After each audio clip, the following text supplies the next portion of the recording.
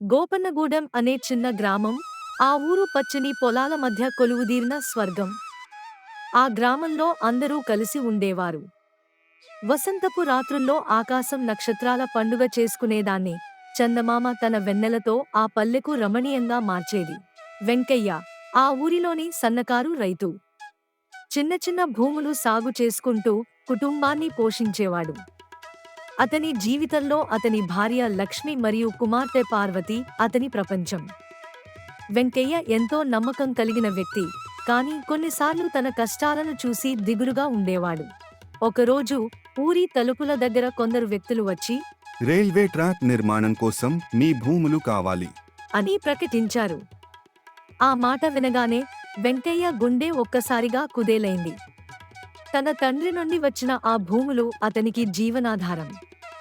గ్రామస్తులందరికీ ఇదే సమస్య ఎదురైంది. తిరిగి రాత్రి గ్రామస్తులంతా పంచాయతీ కూర్చున్నారు. ఈ సమస్యకు పరిష్కారం ఏమిటి అని ఆలోచించసాగారు. అప్పుడే వెంకయ్య, మనం రైల్వే అధికారులను కలుసుకుని మన గమనాలు వివరిద్దాం.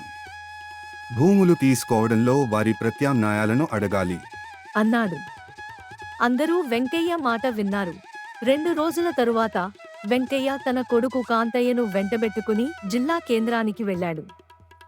దారిలో పొలాలు, చెరువులు చూసుకుంటూ వెళ్లిన వెంకయ్యకు ఒక ఆలోచన వచ్చింది.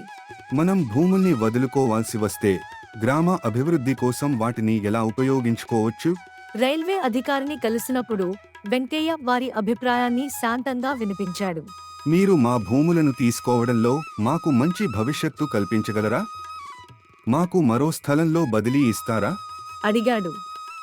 అధికారి వెంకయ్య నిబద్ధత చూసి ఆశ్చర్యపోయాడు. వెంకయ్య మాటలతో అధికారులకు ఒక ఆలోచన వచ్చింది. వారు, మీ గ్రామానికి సరైన పరిహారం అందించడానికి మనం ఒక ప్రత్యేక ప్రణాళిక రూపొందిస్తాం అని చెప్పారు.